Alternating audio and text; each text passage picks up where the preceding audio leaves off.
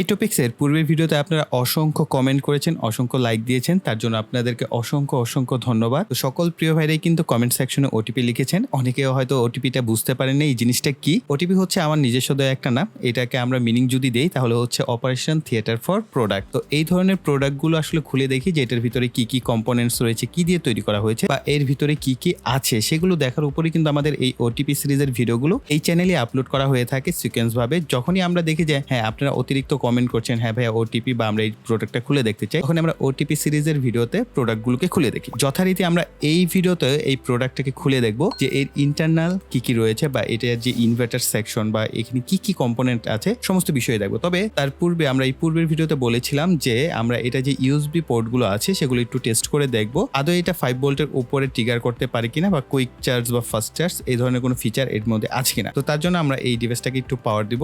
গত ভিডিওতে হচ্ছে আমরা লিথিয়াম আয়ন ব্যাটারি প্যাক ব্যবহার করেছিলাম, আর এই ভিডিওতে হচ্ছে লিড অ্যাসিড ব্যাটারি ব্যবহার করছি।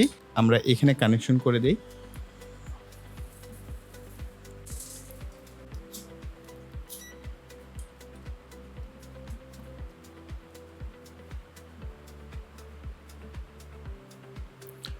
ওকে, তো লিথিয়াম আয়ন ব্যাটারি প্যাকে দেখেছিলাম যে আমরা 200 ভোল্টের আশেপাশে ছিল। এখানে কিন্তু আমরা দেখতে পাচ্ছি 228 ভোল্ট, আর ব্যাটারি ভোল্টেজটা যদি আমরা চেক করি দেখতে পাচ্ছেন 12.84 ভোল্ট কিন্তু রয়েছে। অর্থাৎ আপনার ব্যাটারির ভোল্টেজের উপর কিছুটা কিন্তু এটার আউটপুটটা ভেরি করবে। ওকে, তো এটা হচ্ছে আমার ইউএসবি টেস্টার, এটাকে আমরা কানেকশন দিচ্ছি। এখন এটা থেকে হচ্ছে আমার স্মার্টফোনে কানেকশনটা দিব।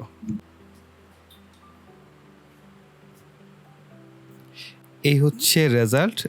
5 ভোল্ট 1.82 এম্পিয়ার রেটে কিন্তু আমাদের চার্জ হচ্ছে। তো অলমোস্ট কিন্তু 10 এম্পিয়ার। তো আই থিঙ্ক এটা আমার কাছে ইমপ্রেসিভ। আমি ভেবেছিলাম যে 5 ভোল্ট 1 এম্পিয়ারই হবে। তো এই ক্ষেত্রে কিন্তু আমরা দেখতে পাচ্ছি 5 ভোল্ট 1.7 বা কোনো ক্ষেত্রে 2 এম্পিয়ারের কাছাকাছিও চলে যায়। তার মানে অলমোস্ট এখানে কিন্তু 10 ওয়াটের মতো ধরে নিতে পারেন যে আমাদের ফোনটা চার্জ হচ্ছে।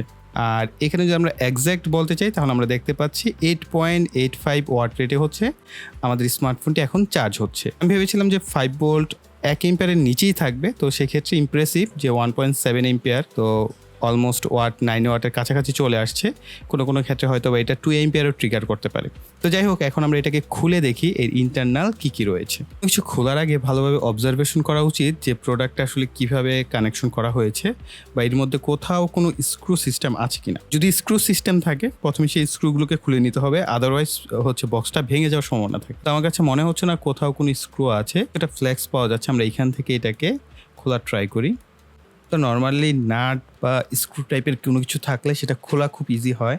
তো এইখানে যদি হ্যাঁ, এখানে সম্ভবত কোনো কানেক্টেড টাইপের, হ্যাঁ এই জায়গায় যে পয়েন্ট আছে, দুই পাশে দুইটা পয়েন্ট খুলেছে দেখতে পাচ্ছেন।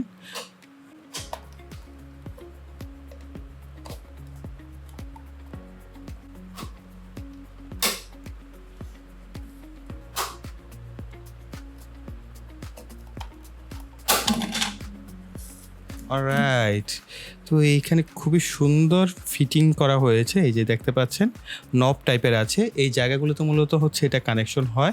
মোটামুটি প্লাস্টিকও দেখা যাচ্ছে যে একেবারে পাতলা না, মোটা সোটা প্লাস্টিক ব্যবহার করা হয়েছে। এই হচ্ছে আমাদের ইনভার্টার সেকশন, এখানে কানেকশন সরাসরি চলে গেছে। তো আমরা ইনভার্টার সেকশনটাকে খুলবো, তবে তার পূর্বে আমরা এখান থেকে তার কি খোলা প্রয়োজন সেগুলোকে খুলে নিচ্ছি।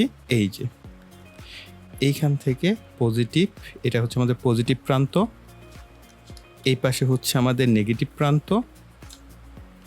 অলরাইট, আর এইখানে গেছে আমাদের এসি যে কানেকশনগুলো, খুব সুন্দরভাবে কানেক্টর ব্যবহার করা হয়েছে। ওকে, এগুলোকে খুলে নিব। অ্যাসেম্বলিটা আমার কাছে বেশ ভালো মনে হচ্ছে, যে নিড অ্যান্ড ক্লিন। আপনি চাইলে খুব ইজিলি ইনভার্টার সেকশনটাকে আলাদা করে নিতে পারছেন। যদি আপনি চান যে এটাকে মডিফাই করে অন্য কিছুতে কনভার্ট করবেন, সেটা কিন্তু খুব ইজিলি করতে পারছেন। ওকে, তো আমরা এখন এটার যে স্ক্রুগুলো আছে সেগুলোকে খুলে নিব। টোটাল 3টা স্ক্রু দিয়ে লাগানো।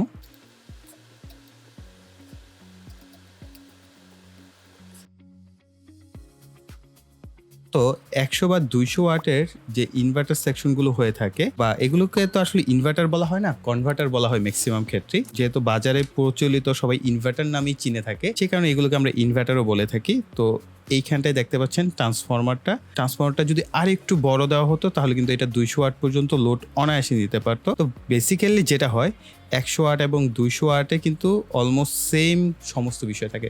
এখানে এই দুইটা মসফেট ব্যবহার করা হয়েছে। এটা হচ্ছে 75 NF 75 মসফেট। তো এই মসফেটগুলো মোটামুটি বেশ ভালো মানের হয়ে থাকে। আমি এর আগেও বেশ অনেকগুলো মসফেট ব্যবহার করেছি এই মডেলের। তো এই মসফেটগুলো কোয়ালিটি অন এভারেজ ভালোই বলা যায়। আর ট্রান্সফরমারটা দেখতে পাচ্ছেন এতটুকু সাইজের। তবে ইমপ্রেসিভ হওয়ার বিষয় হচ্ছে এইখানে যে পিসিবিটা ব্যবহার করা হয়েছে, পিসিবিটা পাতলা হলো বেশ কোয়ালিটিফুল পিসিবি ব্যবহার করা হয়েছে। এর আগে আমরা যে কয়টা ইনভার্টার 100 ওয়াট 200 ওয়াটের ম্যাক্সিমাম আমরা পেয়েছি, সেই সমস্ত ক্ষেত্রে পিসিবির কোয়ালিটি এর চাইতেও অনেক খারাপ থাকে। প্রাইস কাটিং এর জন্য মূলত পিসিবির কোয়ালিটিটা খারাপ হয়। এটার পিসিবির কোয়ালিটি অন এভারেজ মোটামুটি ভালো বলা যায়। আবার খুব যে ভালো সেটা বলা যাবে না, কারণ পিসিবির কোয়ালিটি বেশ পাতলা। সম্ভবত 1.2 mm সাইজের হচ্ছে এটার পিসিবির থিকনেস, এটা অনুমান করলাম আর কি। আর এইখানে চিপসেট দেখতে পাচ্ছি, এটা হচ্ছে KS7500C। এই মডেলের হচ্ছে একটা আইসি এখানে রয়েছে, আর এসএমডি কম্পোনেন্ট বেশি ব্যবহার করা হয়েছে, যার ফলে কিন্তু আমাদের পাওয়ার লসটা অনেকাংশেই কমে গেছে। আর এখানে একটা আমরা ইন্ডাক্টর দেখতে পাচ্ছি খুব ছোট সাইজের। আর এখানে একটা ছোট চিপসেট আইসি আছে, সম্ভবত এটা এনি 555 আইসি হওয়ার সম্ভাবনা রয়েছে। আইসিটার আসলে মানটা বোঝা যাচ্ছে না, এটা এনি 555 আইসি হওয়ার সম্ভাবনা বেশি, যেহেতু 8 পিনের অথবা কোনো অপএম আইসি এখানে ব্যবহার করা হতে পারে। আর এইখানে ডায়োড দেখতে পাচ্ছি আরো দুইটা ভিতরের দিকে, এটা সিরামিক ক্যাপাসিটর। আর এখানে দেখতে পাচ্ছেন বড় যে ক্যাপাসিটরটা, এটা একটা ভালো মানের ক্যাপাসিটরই ব্যবহার করা হয়েছে, 470 মাইক্রোফ্যারাড 35 ভোল্টের। এছাড়াও আরও বেশ কিছু ইলেকট্রোলাইট ক্যাপাসিটর দেখতে পাচ্ছেন। আর জেনারেটর ব্যবহার করা হয়েছে বেশ কয়েকটা, আমরা দেখতে পাচ্ছি এই পাশে সম্ভবত এইগুলো জেনারেটর D1 D2। আর এই পাশে দেখতে পাচ্ছেন ইউএসবি টাইপ এ দুইটা পোর্ট রয়েছে। এখন কনফিউশন হচ্ছে এটা এনি 555 আইসি হতে পারে অথবা ইউএসবির জন্য কোনো আইসি হতে পারে। এখন আমার কাছে যে ডিভাইসটা আছে এখানে আমি দেখার অনেক চেষ্টা করলাম, এটার যে উপরের দিকের যে নাম্বারগুলো আছে একেবারেই উঠে গেছে, দেখার কোনো আসলে অবস্থান নাই। যার কারণে আমরা দেখতে পেলাম যে 5 ভোল্ট অলমোস্ট 2 এম্পিয়ারের মতো কিন্তু আমাদের স্মার্টফোন চার্জ করার ক্ষমতা রাখে। তো ইউএসবি সাইড দুইটার দিক থেকে আমি যদি বলি বেশ ভালো কাজ করেছে। নর্মালি এই প্রাইজের মধ্যে বা এই ধরনের কনভার্টার বা ইনভার্টারের মধ্যে কিন্তু এই সিস্টেমটা থাকে না। আরেকটা বিষয় যেটা আমরা খেয়াল করেছি সেটা হচ্ছে এটার যে এসি ভোল্টেজ সেকশন সেটা কিন্তু 220 থেকে 230 ভোল্টের মতো, 220 ভোল্ট থেকে 230 ভোল্টের মধ্যেই সীমাবদ্ধ থাকে। তো এটা একটা ভালো সাইন এই ডিভাইসের। এখন যদি এই ডিভাইসের খারাপ দিকগুলো বলতে যাই, আমার কাছে যেটা সবচেয়ে বড় ডিসঅ্যাডভান্টেজ, এইটার যে দুইটা মসফেট আছে এই মসফেটের সাথে কোনো হিটসিং তো নাই। হিটসিং নর্মাল হলেও ব্যবহার করা উচিত, আদারওয়াইজ লম্বা সময় ব্যবহার করলে এই মসফেটগুলো পুড়ে যেতে পারে বা নষ্ট হয়ে যেতে পারে। তো এই ডিভাইসটা আপনারা যদি কিনেন এই একটা কাজ যদি করতে পারেন যে এই মসফেটের সাথে ভালো মানের হিটসিং ব্যবহার করবেন। আবার দেখবেন এই দুইটা মসফেটের আড়াআড়িতে কিন্তু আপনি দুইটাকে শর্ট করে কোনো হিটসিং ব্যবহার করতে পারবেন না, অবশ্যই আলাদা করে ব্যবহার করতে হবে। আর যদি আপনি চান যে দুইটা মসফেটের জন্য একটা হিটসিং ব্যবহার করবেন তাহলে হিটসিং প্যাড ব্যবহার করতে হবে, হিটসিং সেপারেটর ব্যবহার করতে হবে। সাদা ছোট করে প্লাস্টিকের নবের মতো হয়, এই নবের ভিতরে ঢুকে যায়, যেটার ফলে কি তাপটা পাস হয়, কিন্তু আপনার একেবারে হিটসিংয়ের সাথে দুটোটার যে মোসফেট আছে আলাদা থাকে, এদের যে কানেকশনগুলো শর্ট হয়ে যায় না। এটাকে এতটুকু আপগ্রেড করে নিতে পারেন, আই থিঙ্ক এই ডিভাইসটা অনেক বেশি লং লাস্টিং হবে। আদারওয়াইজ হয়তোবা তাদের এরকম কোনো টেকনিক তারা ইউজ করেছে যে মোসফেটগুলো হয়তো কম হিট হবে, তো ওইরকমভাবে হয়তো তারা ডিজাইন করেছে, কিন্তু তারপরও আমার কাছে মনে হয় যে এই জায়গাটায় প্রাইস কাট না করলেও হতো। এখানে যদি দুইটা হিটসিং ব্যবহার করা যায় তাহলে এই ডিভাইসটা কিন্তু অনেক বেশি লং লাস্টিং হওয়ার সম্ভাবনা আছে। কেন পিসিবির কোয়ালিটি, আইসি প্লেসমেন্ট বা প্রোডাক্টের এই যে বক্সের যে প্লেসমেন্ট, এই সমস্ত বিষয় আমার কাছে বেশ মনে হয়েছে ভালোই। কেননা আপনাকে কিন্তু প্রাইসটাও বিবেচনায় আনতে হবে। এগুলোর দাম আর কত হয়, 600 থেকে 700 বা 800 টাকা প্রাইস ম্যাক্সিমাম। তো এই প্রাইসের মধ্যে এর থেকে বেটার কিছু আসলে আশা করা যায় না। সেই হিসেবে অনেক কিছুই এটার মধ্যে বেটার ব্যবহার করা হয়েছে। খারাপ আমার কাছে এটাই লেগেছে যে এটার সাথে একটা হিটসিং অবশ্যই ব্যবহার করা উচিত ছিল। যত পাতলাই হোক হিটসিং ব্যবহার করতে হবে, আদারওয়াইজ মোসফেট গুলো গরম হয়ে নষ্ট হয়ে যাওয়ার প্রবণতা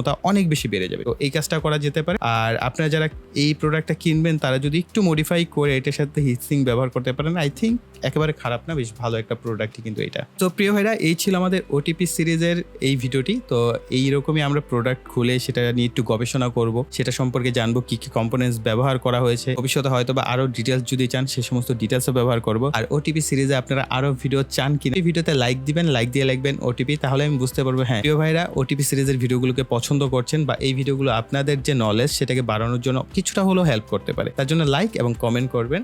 আর যে সমস্ত প্রিয় ভাইরা এখনও এই চ্যানেলটিকে সাবস্ক্রাইব করেনি তারা ভাই অনেক কিছু মিস করছেন, তার জন্য অবশ্যই চ্যানেলটিকে সাবস্ক্রাইব করে পাশে বেল বাটনটি অ্যাক্টিভ করে দেবেন পরবর্তী ভিডিওর নোটিফিকেশন পাওয়ার জন্য। সো এই বলে এখানে বিদায় নিব। সকলে ভালো থাকবেন, সুস্থ থাকবেন, টাটা।